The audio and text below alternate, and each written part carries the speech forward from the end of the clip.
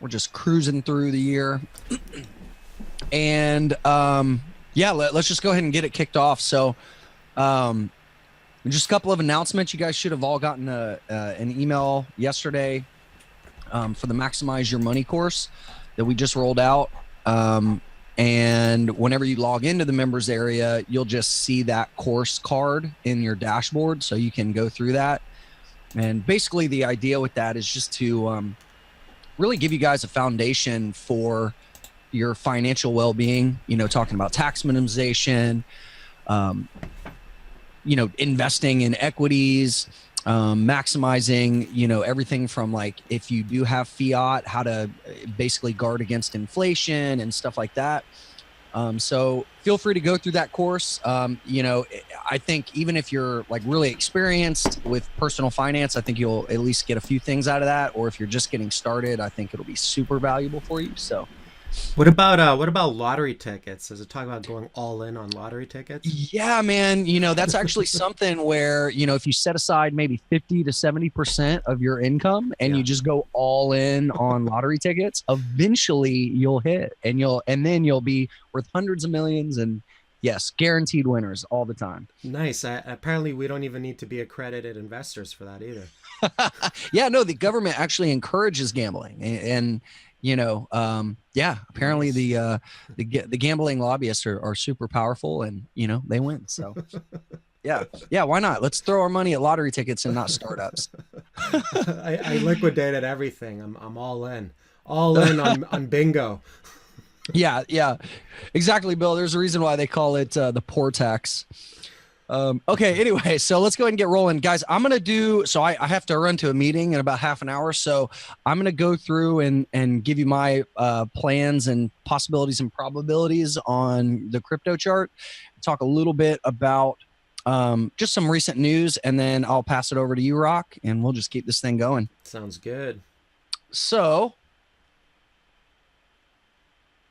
okay, so talking about Bitcoin, you guys can see these purple lines, right? Is that coming through? Okay. For some reason, I don't know, whenever I take a screenshot, they weren't showing up. So I just had to take it with Snagit. So anyway, okay. So basically, guys, this is what I do when the markets are in a kind of consolidation zone, so I don't overthink price action. What I do is I kind of box price. So if we kind of zoom in here, you'll see that kind of in this zone, like I really don't care if price kind of flatlines here. If say over the next 2, 3, 4, 5 days, it just kind of stays in this range where we have support at 3,500, we have resistance at 3,650, kind of inside of this range. I'm not going to do this where I go down to like a 5-minute chart and then I'm like, oh crap, look, green candle, red candle, and then like get tick locked with this small action. Around here, I just stay focused on the larger possibilities and probabilities. And that just helps me not over focus on the price action when there's nothing of actionable, when there's no actionable price action, right? And if I just I'll pull up this chart, or you guys can actually just, if you look in the watch list from yesterday, I kind of explained this, but I want to go into a little more detail. And basically what I said is, as price goes forward here, the longer it takes for a Head and Shoulders to play out, the lower the probability of it actually working. And we talked about, the bull case for this is, you get the inverse Head and Shoulders, you get a neckline break of 4,200 for a run to retest 5,500 to 6K, right? So that was kind of the bull case. The bear case is if volume just fades off like we've been seeing here, and bulls or buyers are not able to maintain control here, then basically what this can turn into is like a descending triangle or a descending wedge. And that's kind of what it's looking like right now. We just have kind of falling volume. We're retesting 3,500. But at this point, this is what I call like a 50-50 area, where it's really a coin flip at this point. Like I don't see a high probability of guessing in any direction. I mean, it could very easily squeeze up and trap shorts, or it could easily break down. So that whenever we're in kind of one of those 50-50 zones, I just box price with alerts, and I really don't take any action as long as we're inside of this area, right? And then what I look at is what would happen, what would cause me to take action? Well, as I said in the alert yesterday, I won't be buying Bitcoin until we either have a neckline break of 4,200, or if we get a fast panic where we wash out over 30% in a fast time frame, meaning like 24 to 72 hours usually, of over like 30%. And then I'd take that as maybe a bounce play, right? And then, you know, cover half on the first bounce, adjust risk. You guys know the game plan there. And so on the bear side, though, if let's say this does turn into a descending wedge, if we kind of zoom back, you can see the two major market structure support zones right around, you know, 28, 2,900. And then on the lower side here, about 2K, right? So if we got a panic, if we got a washout from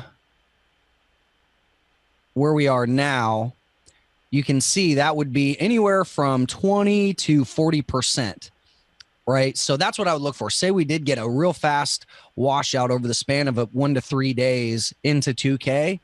I would most likely, and say that was on like heavy volume and it was a true panic, right? I would most likely buy that dip, right? Depending on how it played out intraday and if I was awake during the panic, right? Because this is a 24/7 market, you can't always catch every move. But that's what I would look for. On the short side, I'm not, just the way that this is lining up right now, it's, to me, it kind of looks like a 1-to-1 risk to reward from here. If we got a breakdown, you know, stop behind the neckline, first target somewhere, you know, the first area it could bounce is here. So the second area, if you got a 40% dip, now that's more compelling. So then you're looking closer to a 2-to-1. But I would really just wait for confirmation of like a 1, 2, 3, 4 breakdown pattern if you wanted to short at all.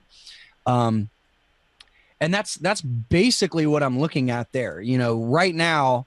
And there was an article on CoinDesk. I saw a headline.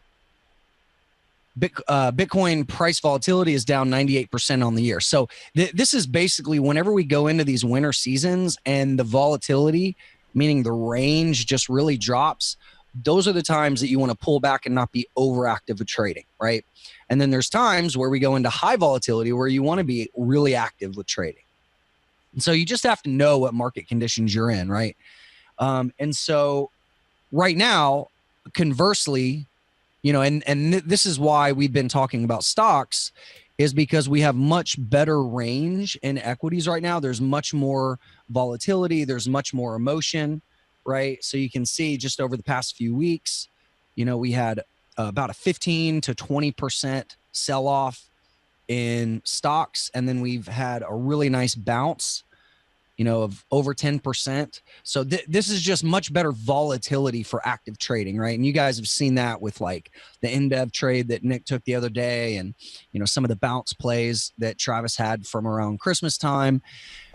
And that's why I just think it's important to diversify, you know, if you want to, right? Like, you know, obviously you don't have to. If you're like, well, I just don't want to mess with the stock market at all, that's definitely your prerogative. I just, you know, I think it would serve you to understand stocks and to know, you know, when to focus on different markets. And that's why I'm kind of agnostic to markets in general. Like, I'll trade anything. I don't care, as long as the competitive landscape is there and the volatility and I can make sense of the market, right? That's why I really don't day trade anymore, because the landscape, you know, the competitive landscape just fell off a cliff over the past, you know, 5 years. And that's why Bitcoin and cryptos have been the best, most volatile markets to trade, right? But when we go into periods like this where we have super, super tight range, it is kind of boring, and you just have to really be patient with that, right? And, you know, again, this is the same stuff we've been talking about for several months now, but I think it always helps to reiterate those ideas and those lessons. So with that said, kind of everything else, all my other potential crypto plays hinge on Bitcoin. And when Bitcoin's behaving like this and it's trapped in a range, I don't do anything else, right? Unless there's like some kind of outlier play, or if there's some kind of crypto that is dissected from the overall movement. Because as we've seen recently, it seems like all tides are kind of moving together, right? Like when Bitcoin's crashing recently, a lot of other cryptos have been crashing. And you can see recently, like right now, if you just kind of sort by percent change, you can see you do get these some altcoins that will have random pops. Like you'll see like 5, 10, 15% gains sometimes. But if you look at like the bigger picture on the daily, it's kind of hard to find like a trade setup because a lot of coins are like mid-range right now. Rep kind of went a bit nuts yesterday. Yeah. So you can see, I mean, sometimes when you have cryptos like this that are down, 85 to 95%, you can get either short squeezes or just pops where when the order book kind of thins out and there's not a lot of trading activity, it doesn't take much to get these pops. The problem with these kind of moves is they can be hard to anticipate. And if the volume's really low, you can have like insiders that are manipulating that. So that's why I typically wait and look for like the second run. So like say we got, here we are right back at multi-month resistance. If we did a 1, 2, 3, 4 pattern on the daily here, then I would be more interested in the second pop, because we've seen a lot, especially recently, where you'll get these random pops and then they'll just flop right over. And like, I don't want to buy the top of a random pop, right? So if it does something where it can give us a 1, 2, 3, 4, and then it gives a breakout where we can set our risk, that to me is much more high probability and better risk to reward. Yeah, because if you buy into the pop, you could just end up buying right into resistance. Mm-hmm. And Exactly. and a lot, like figuring out which ones are going to pop like that, it's fairly random unless there's some kind of catalyst fundamental event behind it or whatnot. Mm-hmm. Yeah, exactly. You'll drive yourself crazy trying to anticipate it. One other thing I was pointing out yesterday in the watch list was how BTC shorts aren't anywhere close to the highs. So I'm not really worried, or I guess worried isn't the right word. I'm not really anticipating a short squeeze because there's not a lot of shorts right now, which tells me that if we do get a 1, 2, 3, 4 breakdown pattern, that could actually give us some nice range, because they're, we're not heavily positioned in shorts, at least on Bitfinex. Longs kind of nothing compelling, no compelling information there really. Yeah, so that's pretty much it. And just kind of, I have a couple of news pieces that I want to pull up, and then Rock, I'll pass it over to you. All right. In the world of startup financing and just kind of progress and development, Blockspring got acquired by Coinbase. Pretty good stuff. Would have been nice to be an early investor in this. You can see that Y Combinator and Andreessen did a early stage investment in 2015, so they're getting a nice little pop on their stuff. Wyoming, we're starting to see states compete for innovation. So you're starting to see some of these states proposing bills that are crypto friendly. So you guys can read this if you want to, but yeah, but I expect to see a lot more of this year. We'll just start to see different states and different cities or municipalities popping up going, hey, crypto innovators, come live here, come develop here. And then on a sadder note, and Rocky, this is where I'll kind of pass it off to you. I guess it was, when was this, Rock?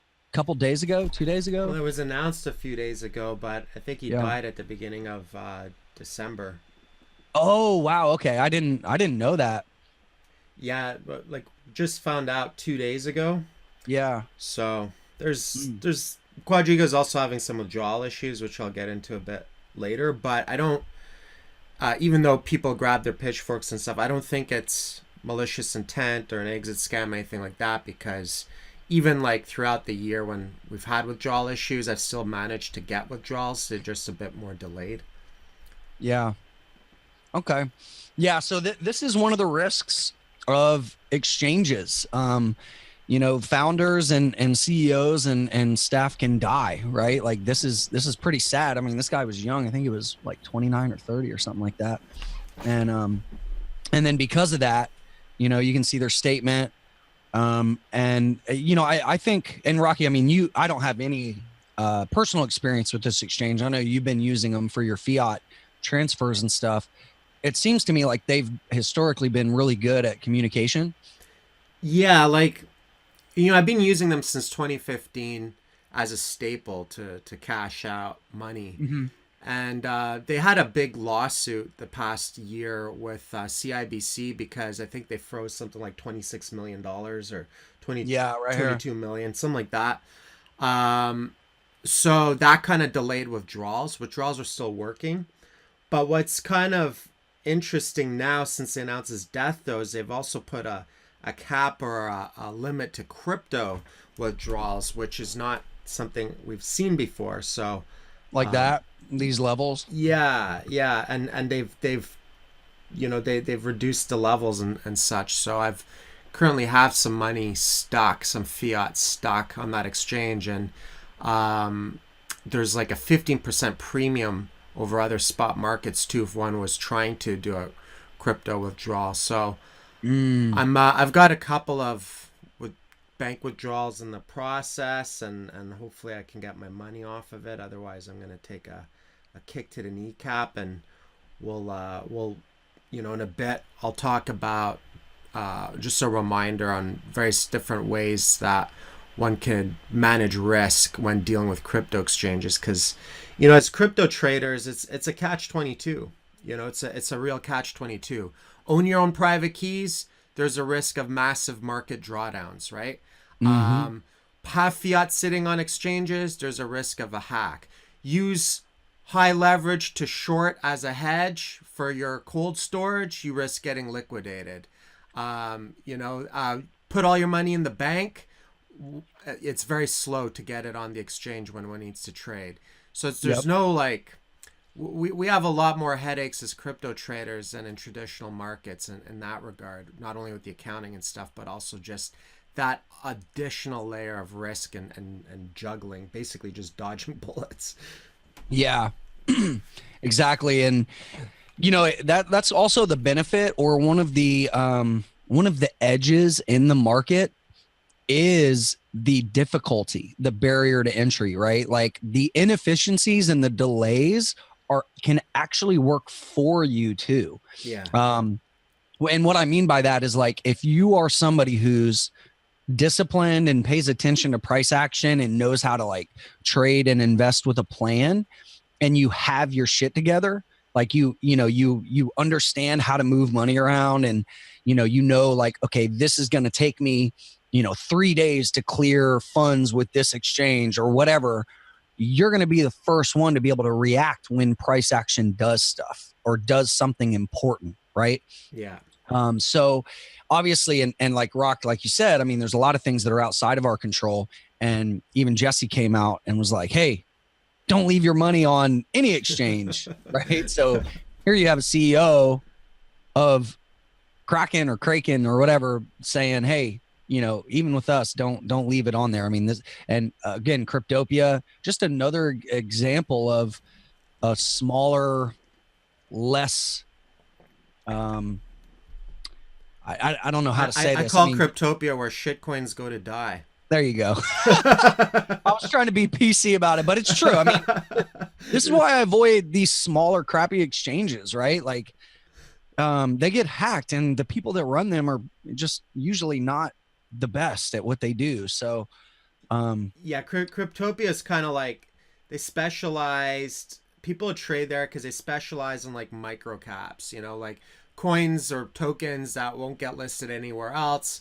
They'd go there. That's why I call it where shit coins go to die, because like probably 80% or more of those micro caps are literal garbage.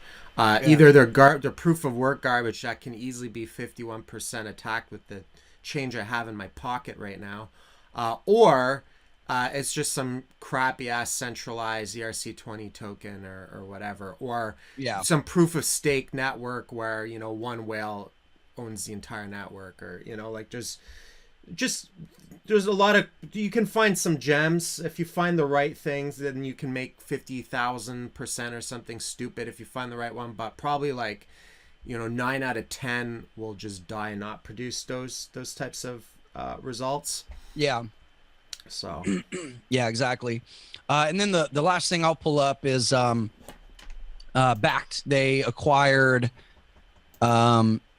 RCG, and basically, I if I had to guess, I think what they're doing is they're just trying to acquire talent, right? So like, I think they even set it down here. How does this advance our work? It's gonna help us with risk management, you know, systems expertise, which they definitely need in the futures market, regulatory, customer service, right? So I guess they're acquiring their staff.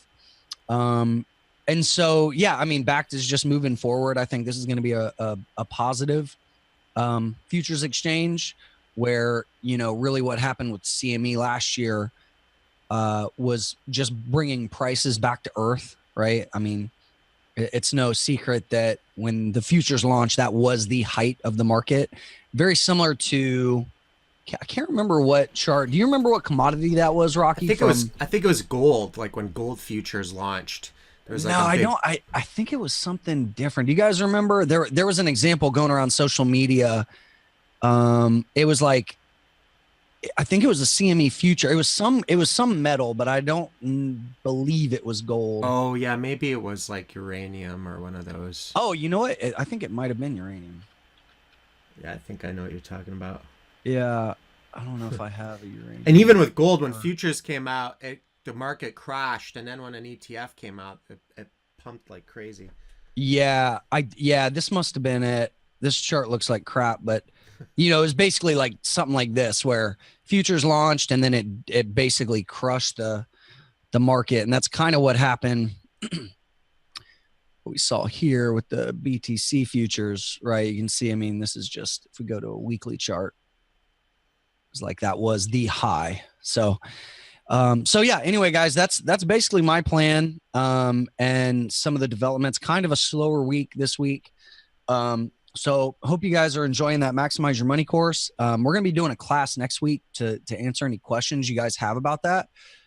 So feel free to just, you know, keep your questions, go through the videos, and yeah, we'll do that next week.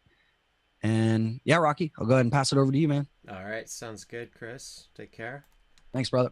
All right, do some screen sharing. All right, can everyone see my screen? All right, so I kind of want to we'll look. I'll look through some altcoin charts. Everything's still pretty much correlated. Things have really kind of slowed down a lot as far as volatility and range. That's no surprise.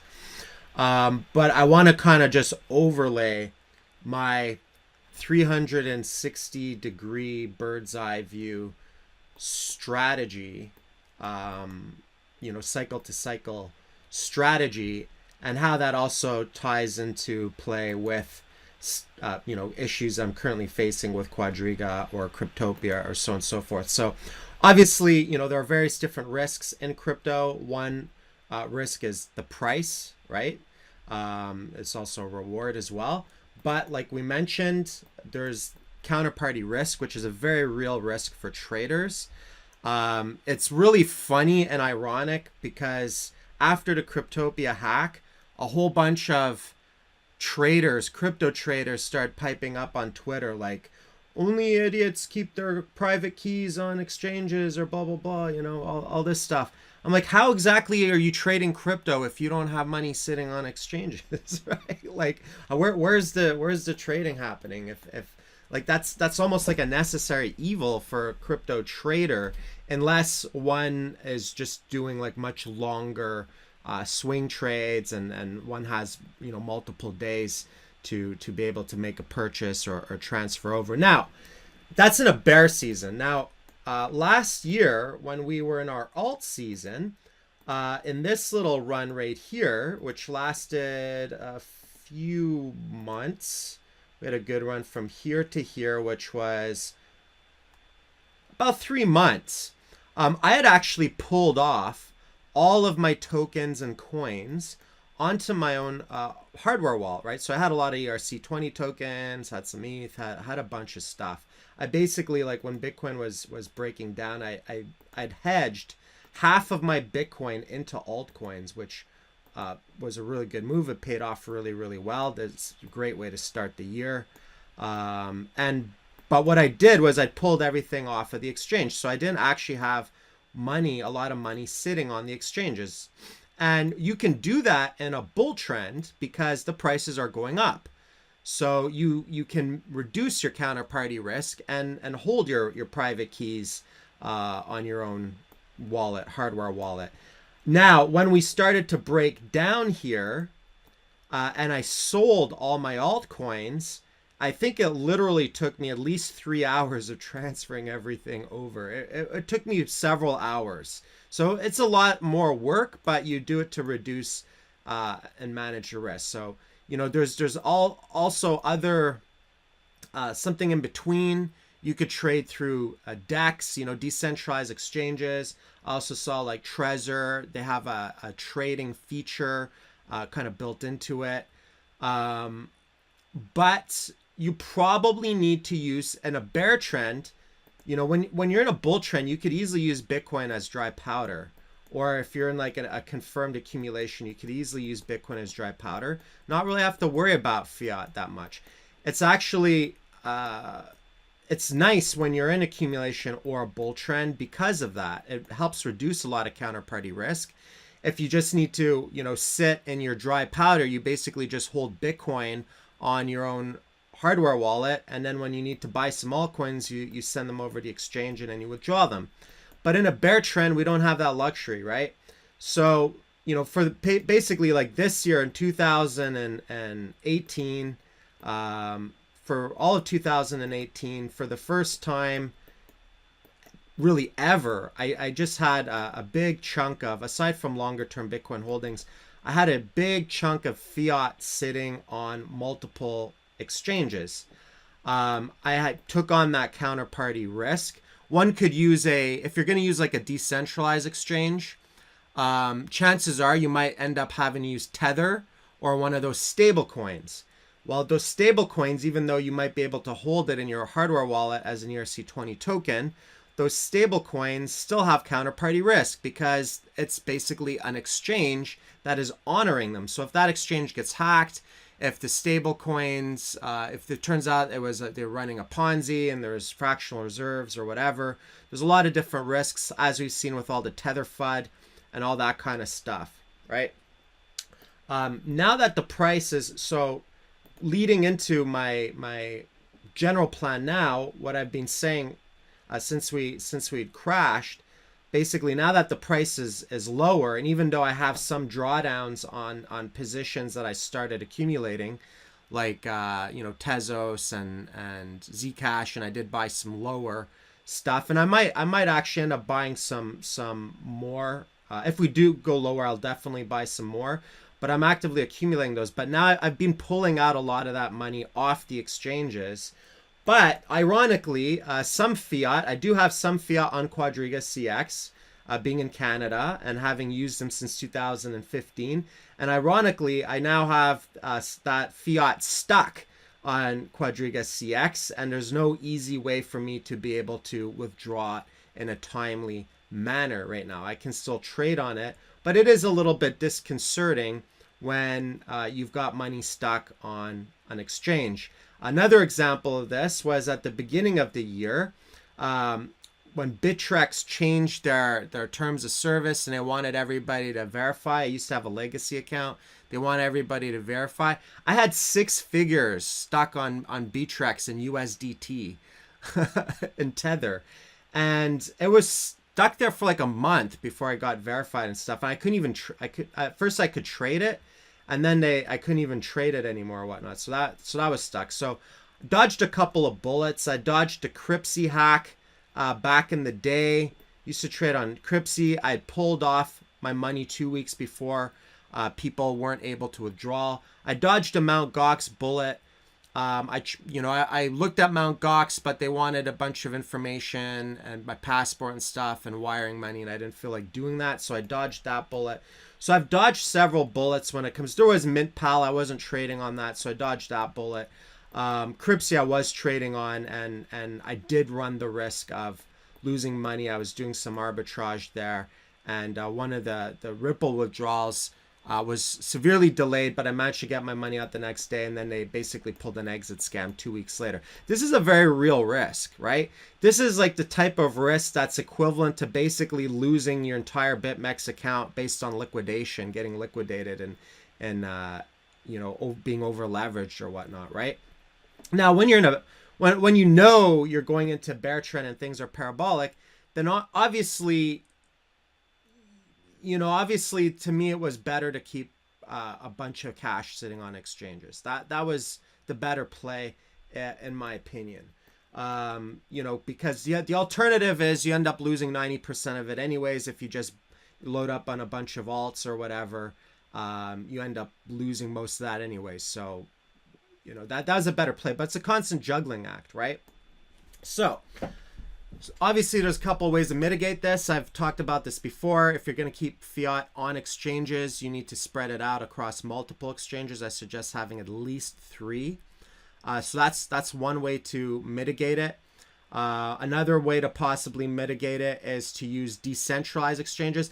This isn't as big a problem when you're in a bull trend or in confirmed accumulation. Like I said, like I showed before, you can easily store all those tokens and coins and not have to worry about drawdowns and stuff because everything's on the up and up, and then it's time to cash out. You go into Bitcoin, and then Bitcoin goes on a tear, and it's all good. Everyone sings Kumbaya, right? So the good news about the price being low, whether this is the low or whether we drop lower to the 2K area, regardless with this 80 something plus drop and 90 plus something drop on altcoins, to me, for myself personally, strategic wise, as far as like the money that I specifically have allocated for crypto trading / investing, right? The risk capital that I kept in the crypto markets, and even stuff that I sold into fiat, I still consider that keeping it into crypto markets, because if it's on a crypto exchange, it still shares in those risks, and chances are it's going to go back into crypto at some point anyways. To me, the risk to reward is a lot better to control one's own private keys and such, but there's still risk of drawdowns and such as we've seen.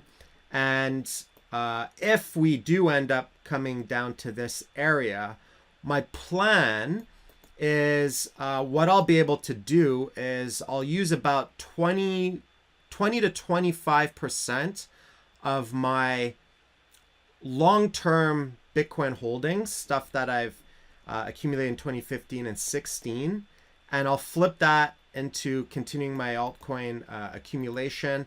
I do still have fiat as well, although a chunk of it is stuck on Quadriga right now. So that's kind of up in the air. I did lose not much on Cryptopia. I only had dust. I think I had like $1,000 on it. I did lose, may have lost, we don't know, $1,000 or whatever. And I wasn't really trading on Cryptopia. I just had a little tiny bit of money on there in case there was some kind of micro cap or something that I wanted to buy or whatnot. But I haven't really been playing the micro cap game. So, various different ways to hedge is obviously, if you're in a bear trend, you can put the money on exchanges. You can short hedge with leverage on BitMEX. But you know what? That comes with a lot of risk because you could easily get liquidated, even on a good position that's in your favor. Like let's say you shorted like right here. You're like, okay, this is a dead cat. I short right here. And obviously it dropped down, but then let's say the market pops up, and if you have to hedge what you have on cold storage, then chances are you're probably going to use at least 10 or maybe 20x leverage, depending on how much money is sitting on BitMEX. So that could have easily been a liquidation or a hit even on a good position, right? So there's risk involved there. And then decentralized exchanges, and then doing that you can use stable coins. So this is just something worth mentioning again, because the thing that sucks the most in crypto is if you take a loss from an exchange hack. I mean, there's it's one thing if you make mistakes trading or you take a hit trading or whatever, but exchange hacks, we can manage that risk, but oftentimes a lot of that risk is even outside of our own control, right? It's like a random bad luck lottery, I guess, in crypto.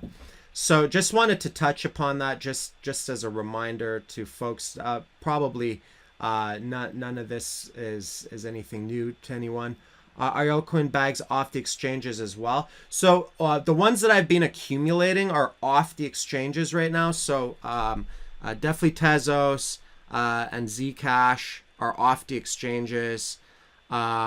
I think I have AGI that I put that's off the exchange, that it just has as a longer term thing. I have a little bit of ZRX that's off the exchange, but a lot of the mid caps that I bought, even the ADA, I didn't pull off my ADA yet.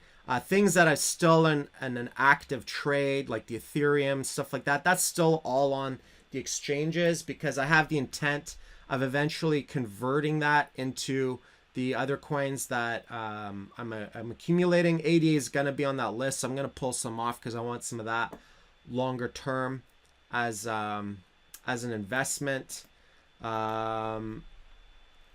Holochain is off the exchange. I basically did a immediate withdrawal when I bought it. I think I bought it on IDEX, and I never sold it on Binance or anything like that. So that's off the exchange. That's a longer term hold for me. So basically the ones that are longer term holds at this point, so obviously like Bitcoin, Tezos being number 2 position, Zcash number 3, ADA. I haven't pulled it off, but I want to pull some off as a position. Holochain is another one. I do have some ETC from way back when it first opened up that I just kept. Although in hindsight, probably would have been better to sell it anyways, because it got 51% attack. So don't necessarily. We'll see how it fares when Ethereum shifts gears. So I probably want to add another coin to that list. So ADA is definitely going to be one of those, but there's Decree is something that interests me, but it hasn't reached my price point that I wanted. Maybe I'm too cheap on that. I was watching it when I was like a buck. Oh yes, I have some GNT. I'll probably pull off some GNT. I wouldn't mind having a little bit of that. If I had to pick any ERC20 token DApp as a investment, GNT would be it. Predominantly because they have a working product and it's been around a bit longer and so on and so forth. But I'm more into like trading the ERC20 tokens. But Polymath.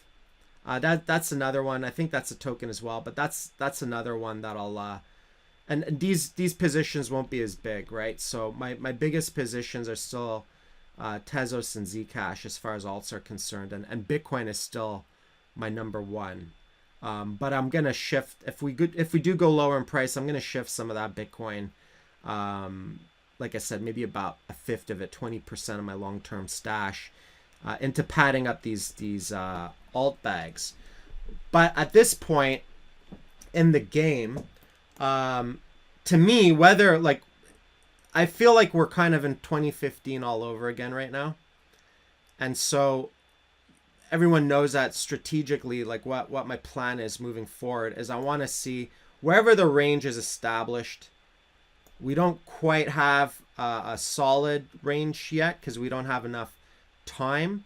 But if we got like a lot of sideways and retests of resistance or so on and so forth, wherever that range is, what my plan is basically I want to invest cycle to cycle, right? And there's multiple benefits to this.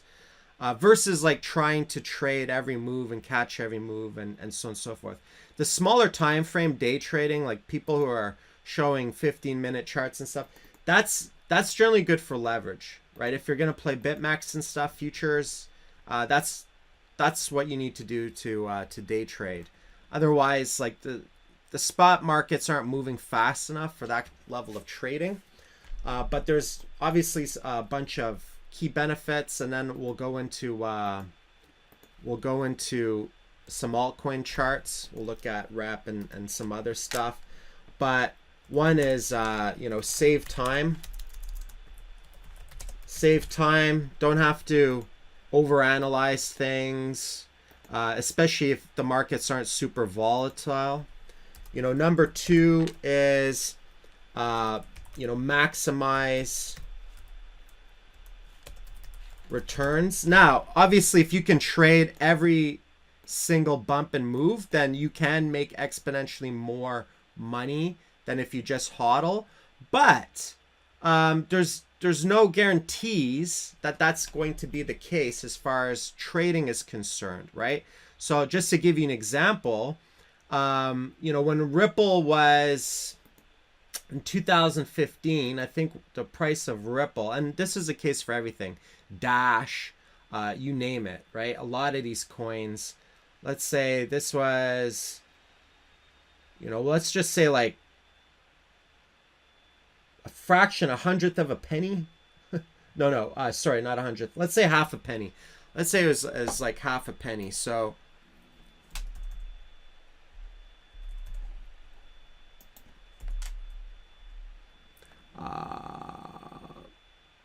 let's see. So basically for like 5K, you could get 1,000,000 Ripple back then, right? If you'd held that and sold into the parabolic, let's say you just scaled out incrementally. Let's say you sold some on the first pop, at 30 cents, sell some more at $1, sell some more at $2, then you see it going parabolic and just sell the whole bag, right? That 5K with very minimal work, you buy it in accumulation, hodl and wait. If you timed it right, obviously could have been worth at least $3 million. Now, naturally, you're going to sell incrementally along the way to manage risk. Unless you're Charlie Lee that buys Bitcoin, not a Litecoin at a couple bucks and sells at the exact top.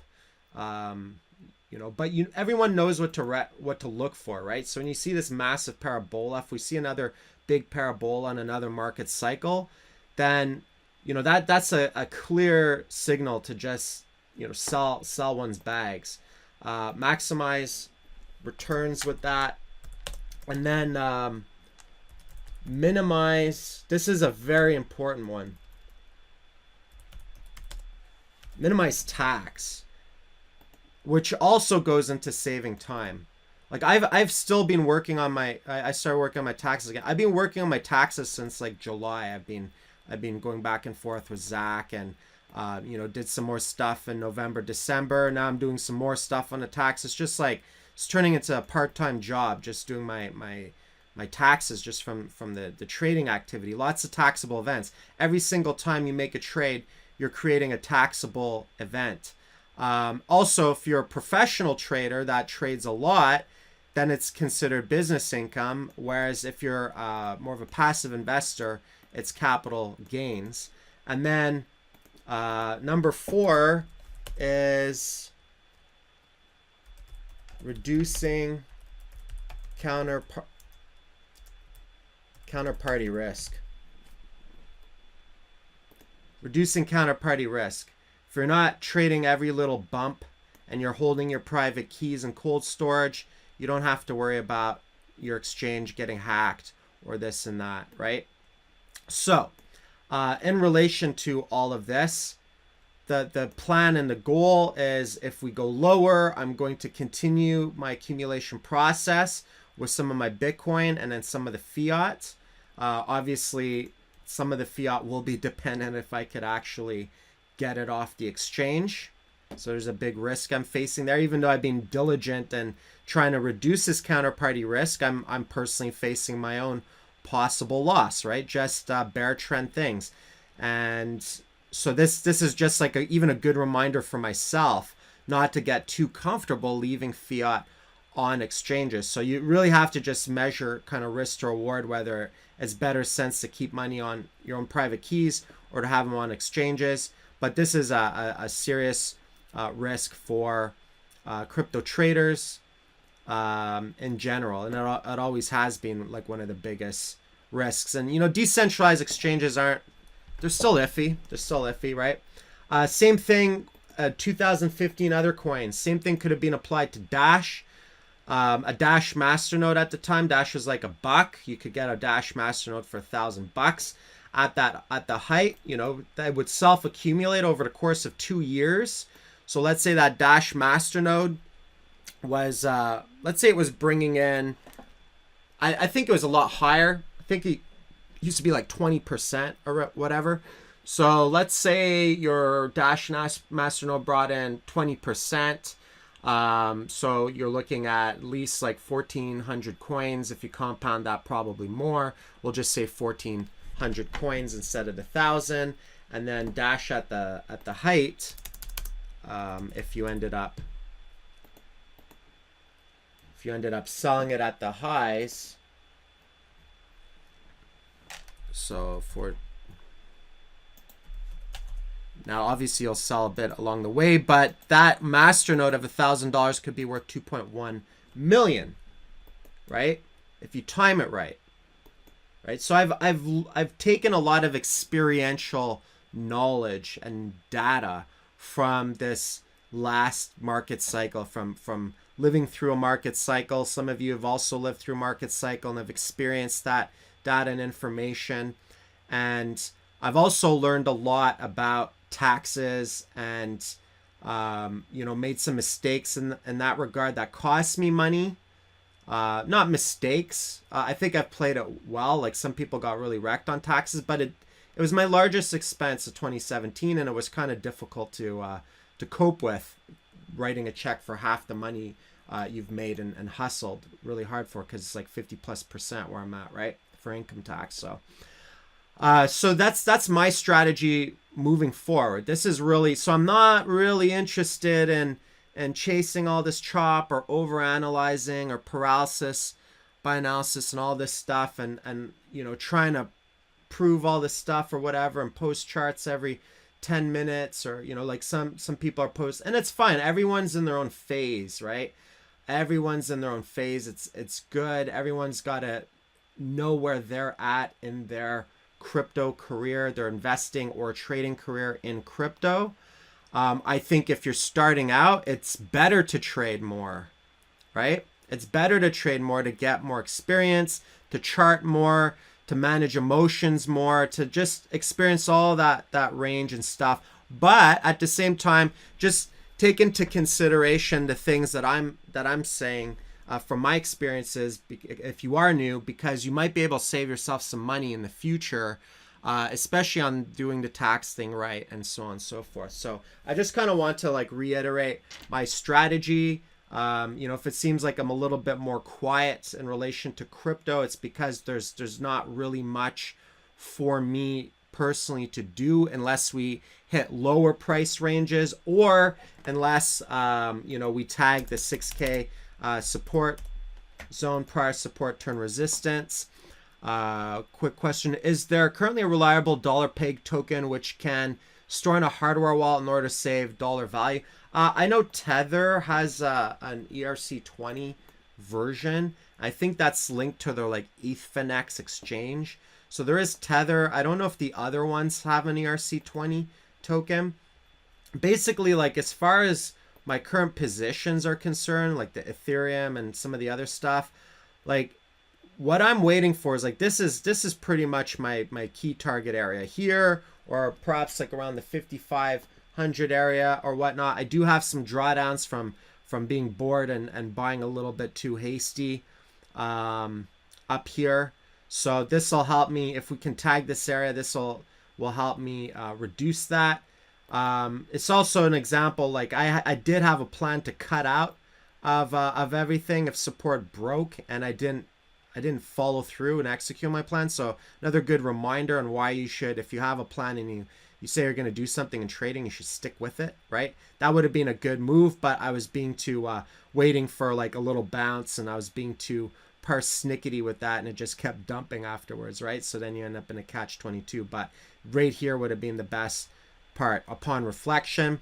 If we come up to this area, anything that I bought lower that's not a longer term accumulation position will be hedged back into cash. Anything that was bought through here will also be hedged with the intent of putting that cash back into the things that I'm accumulating if we had a dip and a throwback on this level. So let's say we popped up here and then had a big dip. Let's say we had some resistance, had a dip. So I sell everything on that line or just below, and then buy back a bunch of things on the dip. And then probably one of the big things that I would buy back or buy a lot of would be ADA, Cardano, because I haven't done any withdrawals off the exchange.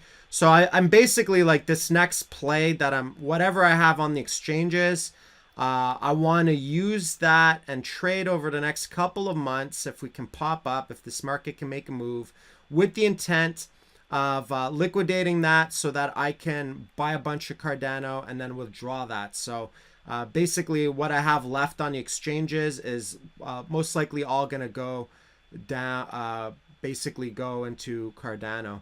I think Cardano, I think you can store it on a hardware wallet if I'm not mistaken, Trezor, or but I don't know about the staking though yet. They're not as far advanced as Tezos right now. All right, so that's that. I'll get into, let's just look at some other tickers. So I just want to kind of reiterate my strategy. I'll have a write-up for that too. I think I should probably write something out on the watch list, just put that into words and stuff. If we get a washout to 2K, what percentage of your buys would you put into long-term cold storage? If we go down to the 2K level, basically I will use probably, half the fiat I have left on that, and then the other half I'll probably I might even end up trying to withdraw that other half like out of into the bank just to manage risk because of this whole Quadriga situation right now, because of their limiting crypto withdrawals, and then I'm going to use about 20% of my Bitcoin cold storage, long-term stuff on more altcoins, and then I'm just going to play the waiting game. I'm just going to chill. And if we go into a prolonged 2015 and it gives us a year of chop, I'm not going to try to trade this or whatever. I'm just gonna chill and cool off for a bit, kind of let my engines cool until we actually go back into confirmed bull trend. This is like the slow grind of the bear. We're at the slow grind phase, which is my least favorable part in the market cycle period, right? Any update on XTZ? I have been following on Tezos. I think that they are planning to do their first governance voting change, protocol change. They haven't done that yet. So most of the stuff I buy 2K level, I'll hold cycle to cycle. Yes, absolutely.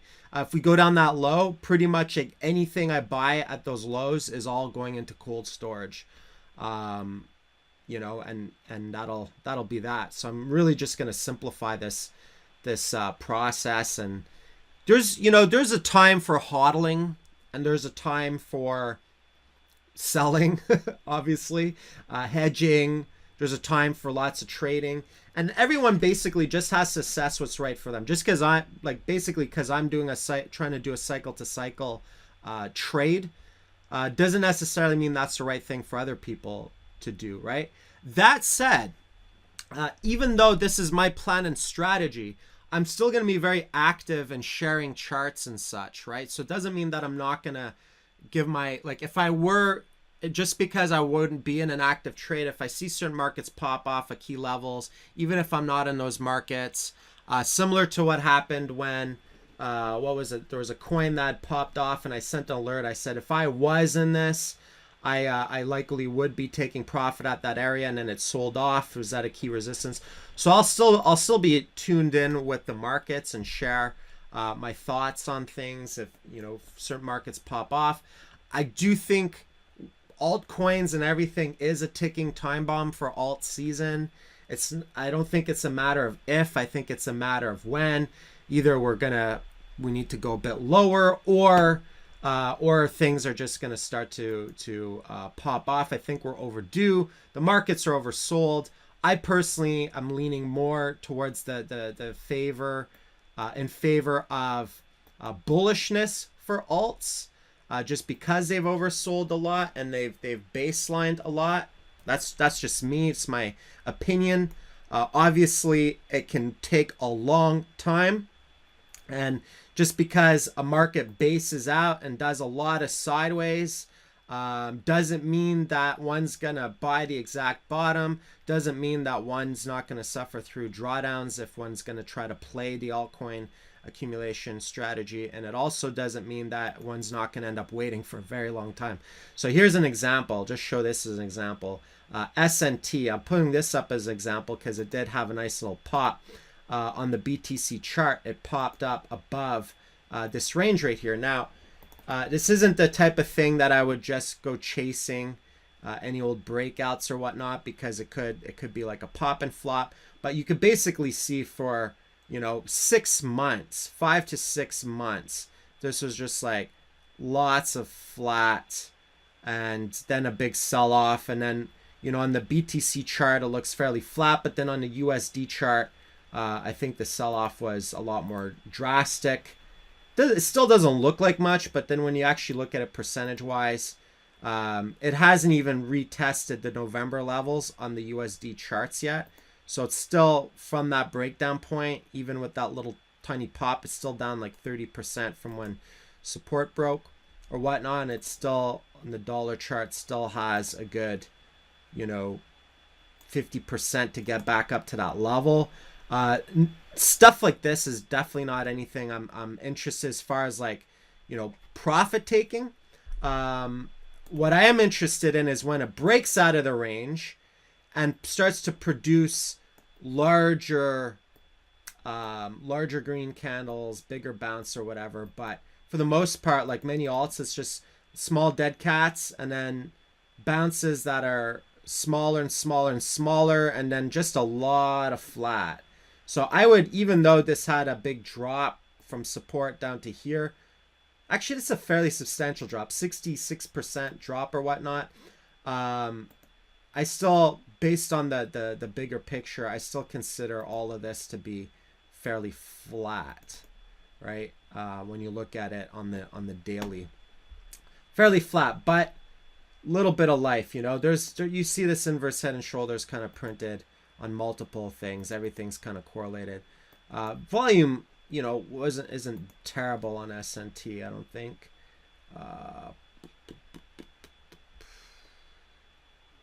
36 million. That's not bad. There's another one. Rep popped yesterday. The volume I don't think was terrible either on Augur. 51 million. That's really nothing to shake a stick at. That's pretty decent volume. So dollar wise, it kind of popped up above this range. It's kind of at a resistance point right now, and it's so sporadic, right? Just suddenly boom. It's this popcorn effect. But as we've seen several weeks ago, we had some markets popping off, like Factum, and there was Factum, and there was this other one. I can't even remember it now, but there's two that kind of like popped off and did their own thing, but those are just kind of like one-offs, right?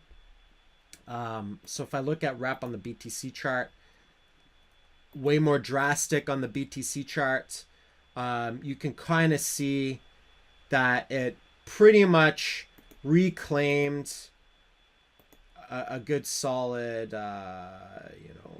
5 months or so of price action, larger candles, so on and so forth. So now we'll see if this is a one-off or if it's like a pop and flop. We have been getting a lot of pop and flops, so that's why when I play the alt game, I much prefer, personally myself with these, I much prefer buying when it's kind of like flat and dead and sideways for this reason, so that if it pops off, I'm not chasing and you know, maybe even take some profit off the table and so on and so forth. But you know, you really have to have the patience of a saint to play this flat sideways game, and you have to have like emotional perseverance because you know, chances are you're not going to buy the exact bottom. It's really nice if you do, but there's a high probability that you won't. So that's kind of playing this type of alt game.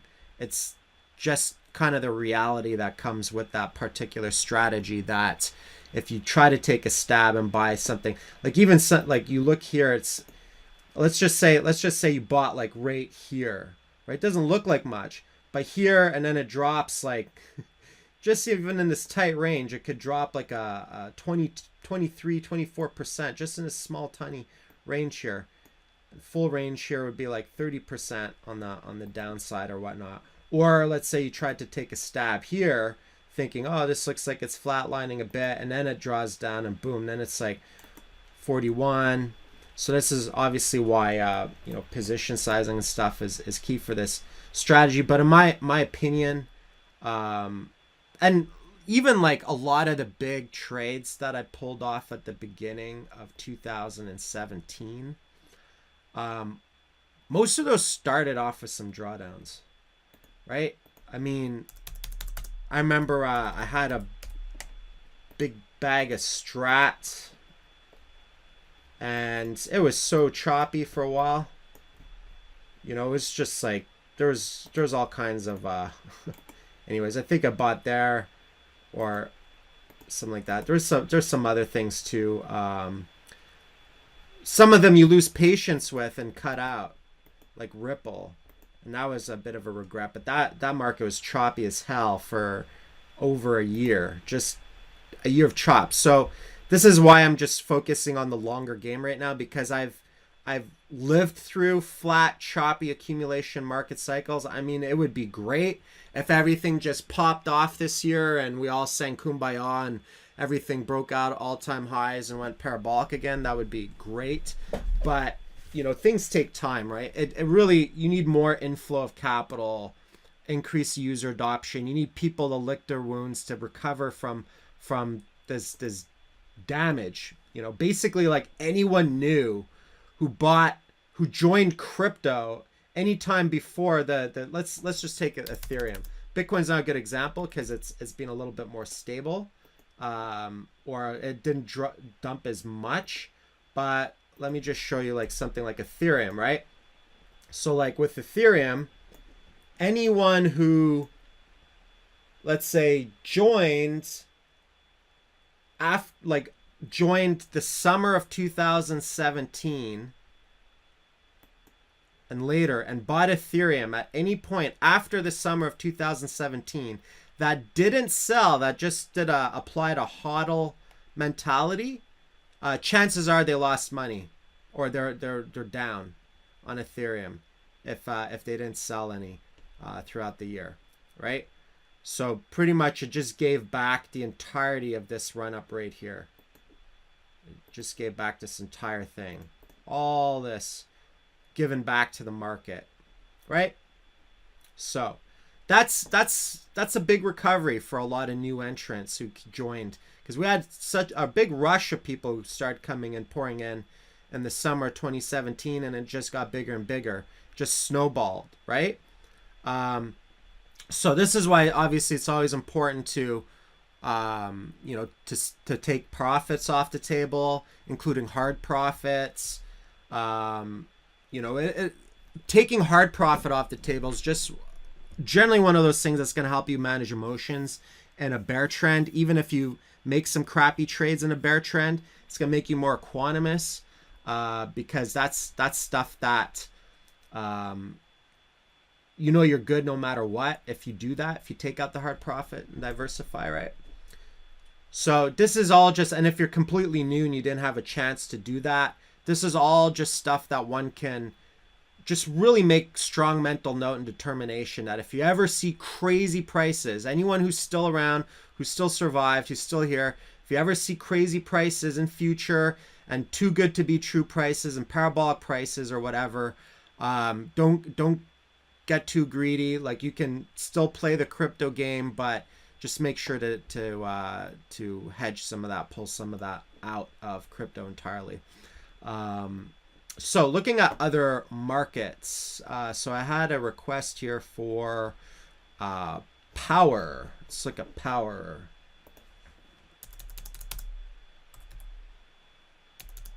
And there's some of my investment plays right now that I'm only really gonna know if they, if I pull them off, if my plan will come to fruition. I'm only gonna know on the next market cycle. Like Tezos and stuff, right? I have my reasons why I've accumulated that. I might have to wait years until I see if that plan pops off and comes into full fruition. And just recap, my price goals for Tezos, if we can get there, big if, is $10 just to pull out my risk capital, $50 to probably sell like half my position, and then the rest I'm just gonna let ride. And by that time, if I play my cards right and I don't overtrade, it'll go into capital gains territory, and I'll end up paying 25% less tax on that. Think about that strategically, even from a tax perspective. These are things I never had to think about before until money started flowing in. But if you trade a ton, if you're day trading all the time, and then you end up paying 25% more tax, you technically end up putting in a lot more time and effort for probably the same amount of money you could have probably made only paying 25% tax and just hodling if you buy low enough. So these are things to consider. If you're gonna play the trading frequently game, then I think it's good to do an LLC or a company or something like that to trade from. Then you'll be fully deductible if you take losses and such, versus the capital gains, which isn't fully deductible. So other things to consider. So power. Let's just look at the volume on this coin here.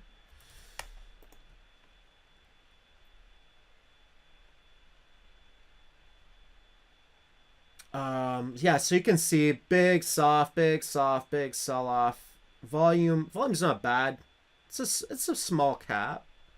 It's a small to mid cap, whatever. Actually, I'd say it's a mid cap, rank 80. I got to adjust my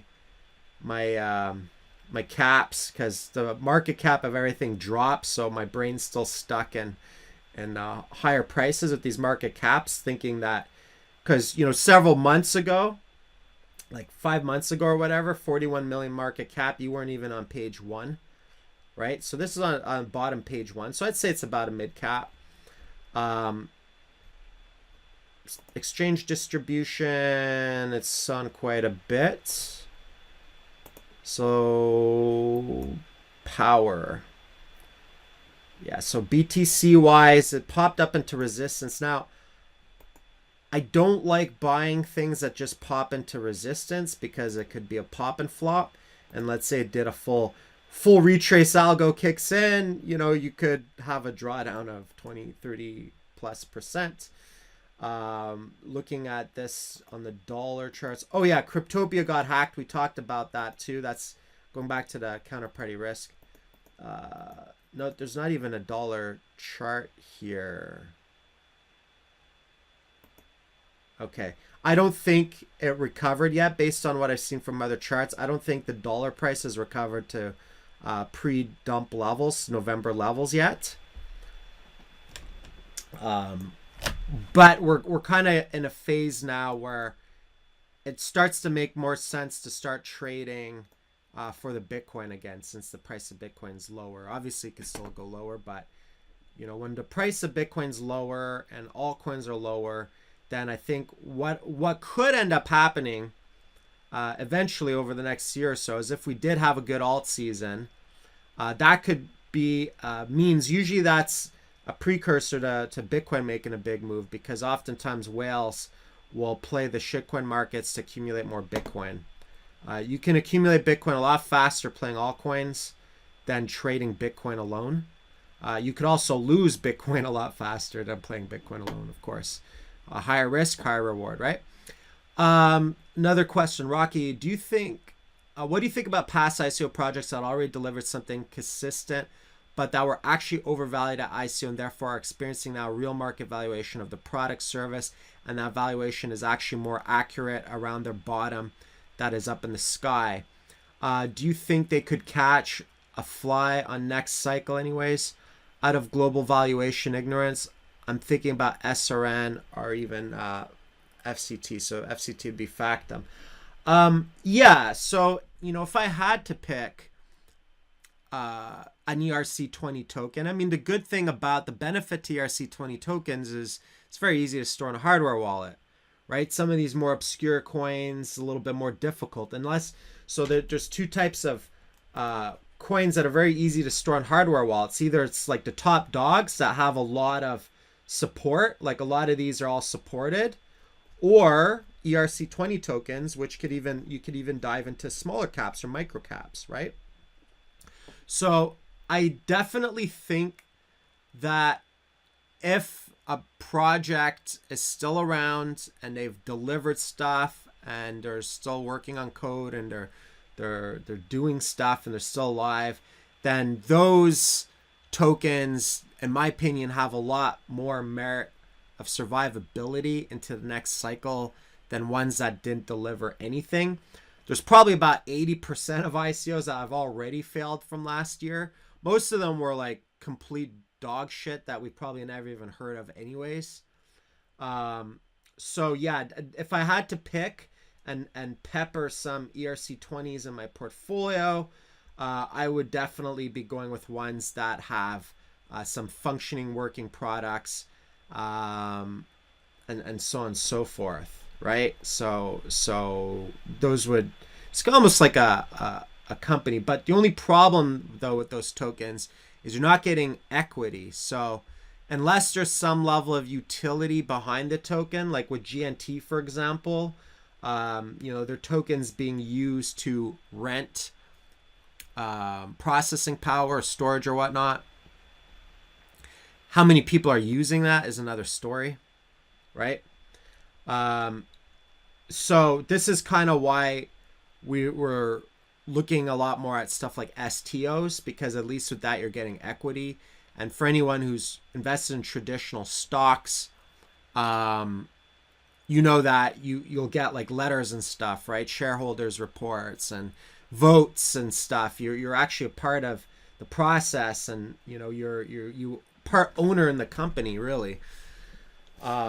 So for a lot of these are kind of hot air. You don't get that. So it's important that if you do invest in a token, that it has some level of utility in the application, that you have to use the token for something, so that it kind of affects the supply and demand dynamic. A lot of these are hot air though. But like I said before, one can invest or pick their favorite flavor of shitcoin, and if it survives to the next cycle, 2020, 2021, maybe 2022, then chances are, because everything's correlated, it's going to go up, right? Like I said, we saw lots of dog crap that went up last cycle. Everything went up last cycle, right? And a lot of things have already died, right? So we've already had like a 2014 death of many coins and tokens, right? We're seeing lower proof of work coins getting 51% attacked, right? We're seeing a lot of tokens that packed up ship. So, things that are still around, certainly worth looking at. So yeah, Salt is one that uses them as a payment for membership, not a strong model, but one nonetheless. Yeah, for sure. All right, so that's one. So we're still getting a lot of the same. I mean, you look at something like Strat, for example, that popped up, A little bit of a throwback, popped again recently, but it's still very much in this choppy sideways range. We don't know how long that's gonna last for, but I wanna hold stuff until, except for what I have an immediate table for trades that I intend on closing out to throw into ADA and maybe something else. I want to wait for some serious moves, right? Like 10x plus moves. And if I have to wait a year before I get my 10x moves or whatever, then so be it, right? Whatever. 10x, 20x, 30x, 50x, 100x. That's the kind of stuff I want now. Maybe I'm greedy. We shall see. Crypto's done this time and time again. Will this time be different? We're always on the cutting edge. We don't know. But that's my own personal plan as far as my own crypto holdings and my goals are concerned. But that doesn't mean that as traders you can't go for 20%, 10%, 50, 40, whatever, right? That's up to individuals to decide. I shared my reasons why it's good for me to wait and be patient and do that. All right, so let's something else I want to talk about event. So the Ethereum, surprise, the Ethereum Constantinople hard fork was delayed due to bugs in the code. Surprise, that's kind of their MO. It's always been their MO. There's always been bugs in the Ethereum code. It's one of the reasons why I see value in stuff like self-verification with stuff like Tezos and such. I feel like there's room for the technology to improve and do a better job. Anyways, so that hard fork was delayed. That led to a little bit of a sell-off. We saw a bit of a sell-off on Ethereum as a result of that. You know what? I bet you after that hard fork, it was gonna sell anyway. Sell on the news. Damned if you don't, damned if you do. Doesn't matter. It's probably gonna dump regardless.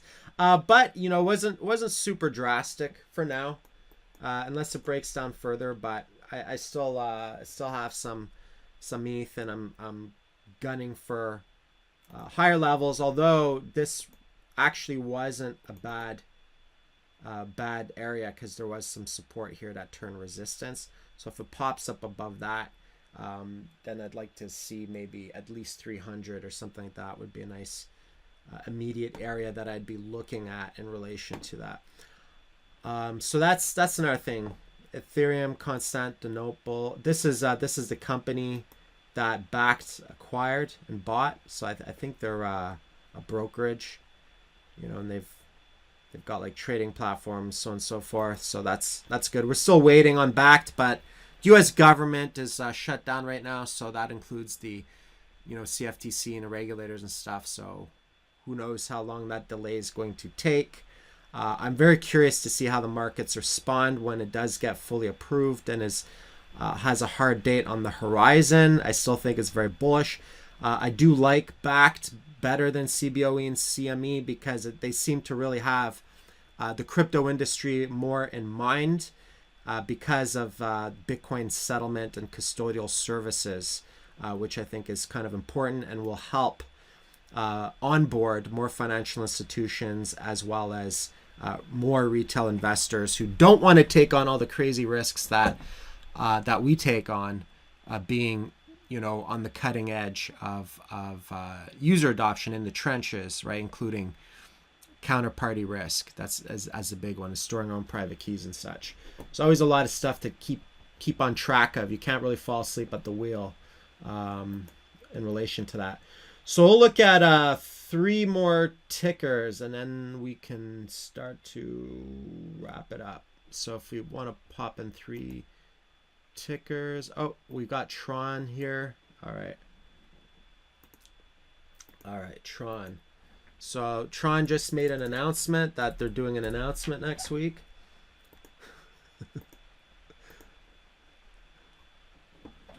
Oh, yes. Sorry. Before I get into Tron, Grincoin. Everyone hear all the Grin hype this week? I wanted to go off on a rant on that one. Anybody? So yeah, so everyone's going on about Grin, and I haven't looked into Beam as much, but now Grin is interesting. Grin Grin Coin, because, well, for a couple of reasons. It's a fair launch, so it kind of like fits into cypherpunk ideals. Ironically, I saw a bunch of Bitcoin maximalists shilling it, which is very, very ironic. I actually, it was so ironic I had to tweet about it this morning, that it's basically said it's a gateway drug for Bitcoin maximalists to try harder shitcoins. Like, but the reason why they like it is because of the technology behind it. Mimblewimble and CoinJoin were developed by Bitcoin developers, and this is tech that they want to actually put into Bitcoin. And I think it's tech that Bitcoin actually needs, and it would be very useful for Bitcoin. So just to kind of explain what that is, CoinJoin is basically just like a mixing type service where they take multiple transactions and kind of mix them together, and then the outputs they're all mixed up, and then this is just like a rough explanation of it.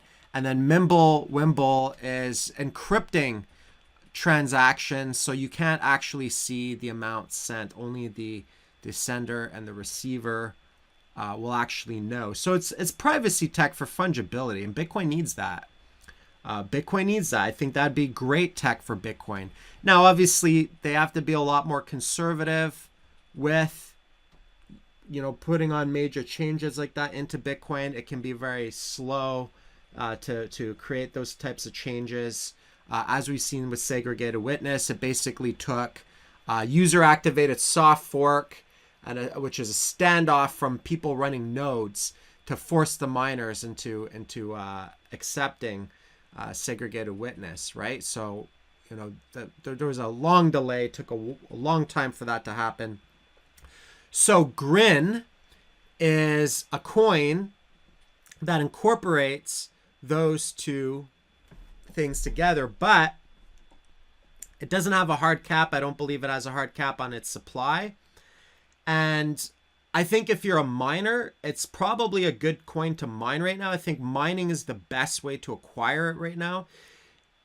But as a trader and investor to buy it, it's got very, very high inflation right now. Think of like Zcash. When Zcash first came out, the price is super high. Now the price of Grin I don't think is very high right now. I think it's like $6, but that could end up diminishing a lot. We'll see.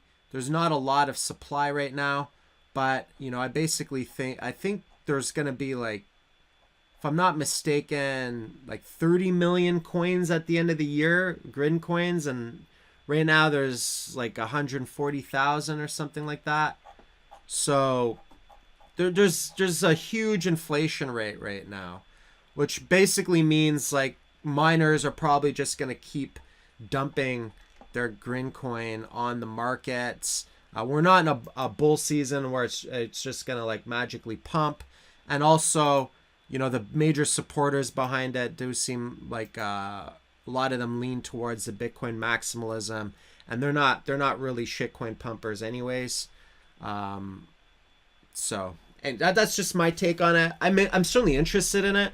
I do like that it's no ICO, no pre-mine, no founder rewards, anything like that. I do like that, but I'm like, much like Zcash, I'm gonna wait for more supply. I'm gonna wait for it to hit different exchanges and stuff, and maybe I'll end up buying some as an investment, but I want to see some more supply. And also, they're basing their model. The reason why they didn't do a cap on it is they want people to spend the coin more instead of hoarding it. So it'll probably get its moment of sunshine like every shitcoin. It'll have its moment, likely, but probably not anytime soon. I think it's a small cap right now, micro cap right now. So I'll have to look into Beam a little bit more. So looking at Tron, we can see it's kind of doing something similar, right? So it popped out of the range, like it broke out of the range, and this is a range. It's like 6-month range, really. So that's kind of a nice first move, but then it did a full retrace, probably with Bitcoin, right? Because I think Bitcoin dumped So it didn't really hold its weight. Didn't really hold its weight. Where did Bitcoin have its little dump? Yeah, on the ninth here. On the ninth, yeah. So, oh no, that's Bitcoin chart. Sorry. Yeah. So it was gaining some steam. If Bitcoin would have broke out of the inverse head and shoulders, I bet you this would have taken off. Altcoins would have taken off, but it hit the brakes.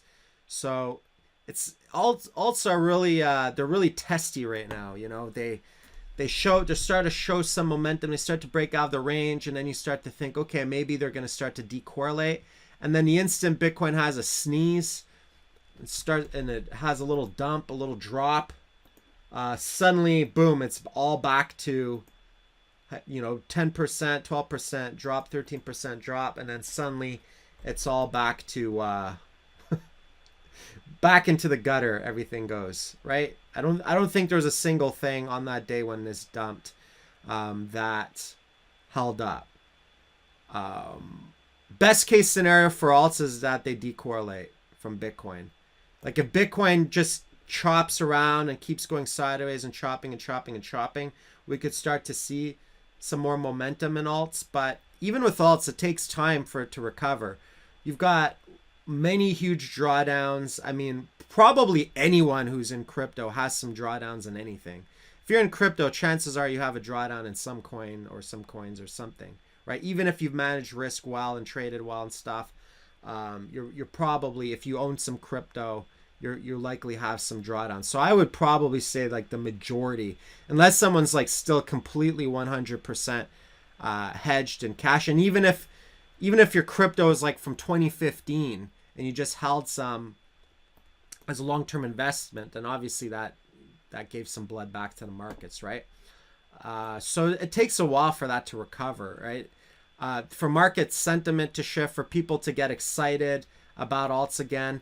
When it does start to take off, though, there's going to be a lot of skepticism, a lot of disbelief, but it could take some time, right? And it's where was this? Yeah, and it's interesting. It had some volume when it popped out of this range too, but retraced all the way back down. And you look at this percentage-wise, it doesn't look like much, but from here to here, it's 41%, 41% flop on that Bitcoin sell-off, and now it's starting to creep its head up. And so one thing I notice altcoins will do when they start behaving like this is they'll do everything in their power to make you frustrated, to make you dump all your alts, and usually at that point is usually when they start to come out and trend up. And I'm guilty of having done that before too.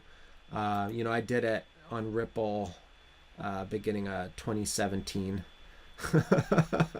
But it's just gonna keep like jerking your chain, right? It's gonna keep teasing you, testing you, right? So that's the nature of this like choppy accumulation. That's why you're not seeing me like analyzing this stuff too much. I'm not even thinking about it. I'm almost like on a mild crypto mental vacation, just because I don't want to overthink and get tick locked and start getting emotional about choppy price action, all that crap. Like I'm just playing the patience game, the low key patience game. And when crypto's in hibernation, and I've gone in hibernation, and when it comes out of hibernation, then I'll start to take some profit, right? But I'm not gonna wait through a year of sideways chop to sell my bags and take profit on a double or whatever, right? Like that to me would be a waste of grinding it out for a year waiting or whatever. So it's gotta definitely be worth my while. So I'm not, like I said, I'm not interested in smaller games. If I have to wait another year and a half, 2, I don't care. I'm patient. I know what I've made my choices, what I feel confident as far as investments are concerned. I personally think I chose the best options, but I could be wrong. But based on the fundamentals that I see, I think investing in actual networks Oh, you all know my reasons, anyways, and some of the reasons why I didn't invest in other things like EOS or other stuff. But you might disagree, and you might have your own choices or reasons why I didn't invest in things that are over pumped. Like to me, like Dash is still it could go up, but it's still very it's been on multiple pump cycles, right? Same with Ethereum and stuff. If Ethereum goes to $50, I'll be an investor, an accumulator. Okay, so that's Tron. So we looked at Tron. Any others? Two others. Let's see. There's a lot of these kind of look the same, anyways.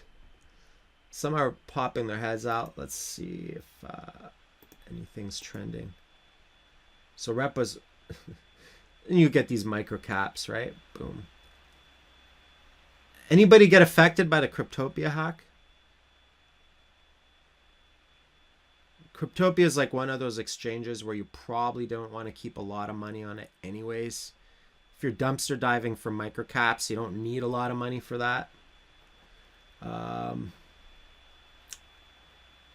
So yeah, Power was one of them. ARN seems like it's kind of made a little bit of a move.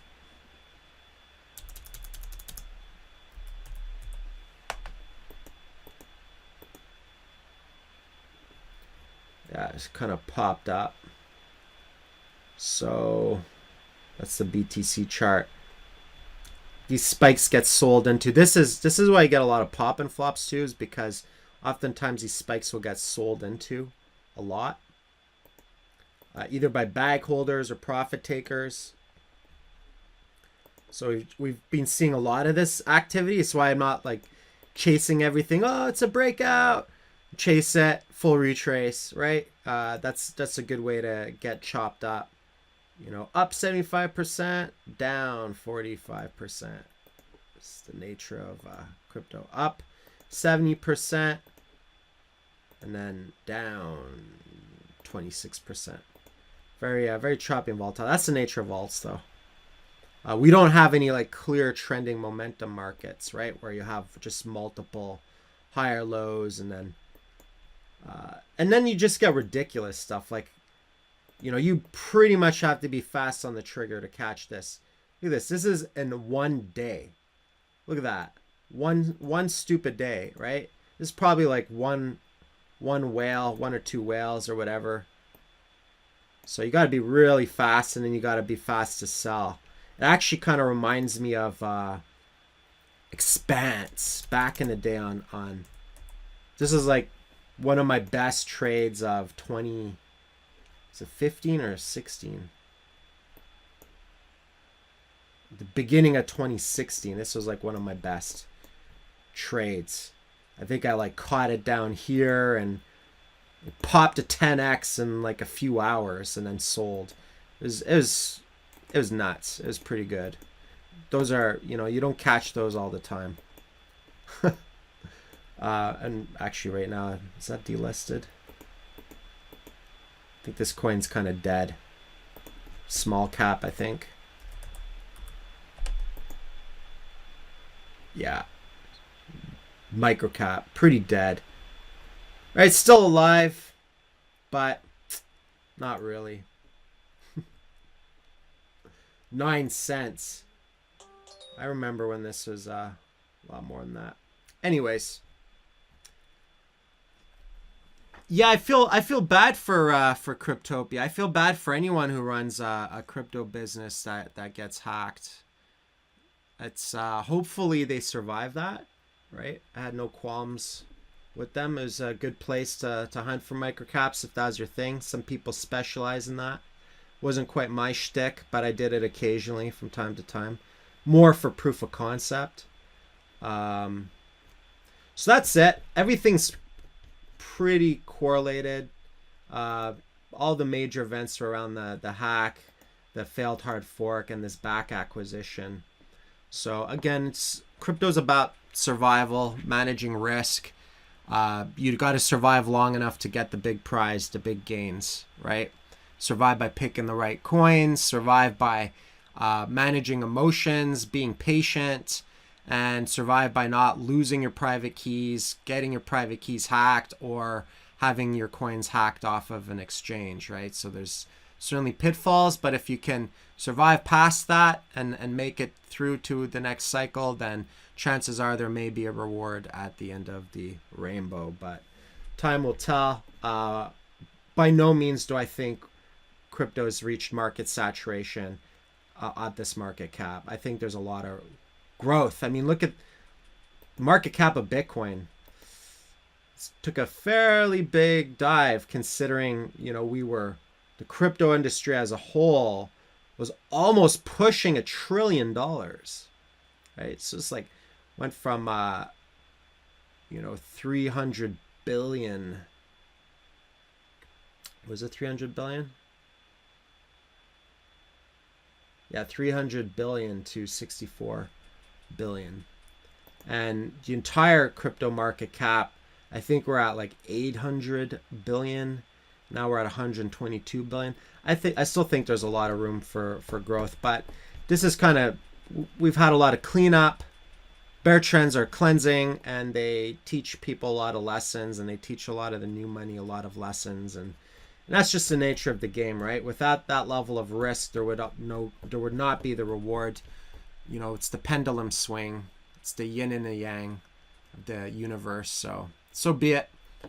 So that's pretty much where I'm at, what my goals are, and what I think about the bird's eye view of the markets. Just mostly a reminder. And I'll see you all next week. Obviously, if anything changes, if anything major and drastic happens in crypto, I'll send some alerts or whatnot, or be in the room more. Other than that, I think now's a good time to focus on other things. Oh, one last thing. I just want to pop up the stock market. Just one thing I'm looking at in the stock market. I did buy some Deutsche Bank and some General Electric last week.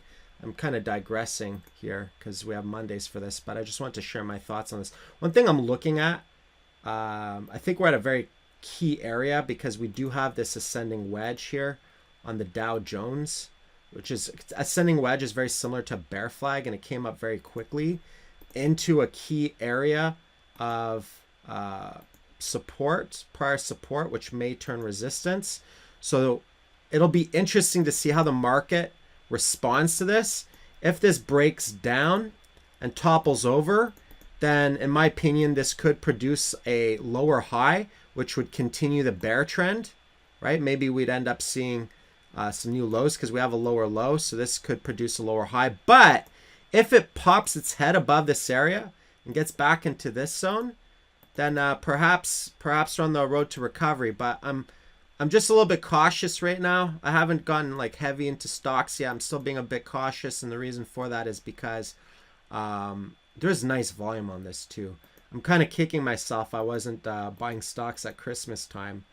But it's funny because they declared an official bear trend here, and then it's like a few weeks later, it's like, what? Bear trend's over? That was it? A couple weeks of bear trend. So I'm a little bit skeptical. It could be like one of those return to normal dead cat bounces that you see, because things can take a while to break down, right? Things could take a while. So I started buying a few stocks, but I'm still a little bit cautious. And like we've even seen this kind of thing with Bitcoin. It could very well be one of these where it had a drop that was an anomaly, 45% drop, 43% drop. Then it had a nice dead cat and then rolled over. So we'll see how that plays out. But that's kind of what I'm watching right now for the Dow Jones, and or the stock market as a whole. And if we pop up and break up higher above that, then perhaps that was just false alarm, right? It was still a fairly significant drop, but then I'll start to. My goal for stocks is I want to build like high dividend stocks, right? I just want to generate passive income. I don't care if the stocks appreciate a lot. If I can buy them low and then they can appreciate and double and triple over the next few years, that'd be great, especially if they pay dividends. But I'd also be comfortable in a stock that's very flat and stable that pays dividends, because then it's a little safer, and then I'd be getting some kind of return. So my goal, I'm trying to build up a passive income through stock trading. So that's kind of one of my focuses for this year too. where you short stocks, I think you'd have to short them. You'd have to use like a brokerage, like a brokerage account or whatnot. But I don't really short stocks, so I just buy stocks. You could do put options, stuff like that. I think I do have the option and ability to short through my bank. Sometimes banks can have self-direct investment portals. Otherwise, you could just go through a brokerage or whatnot.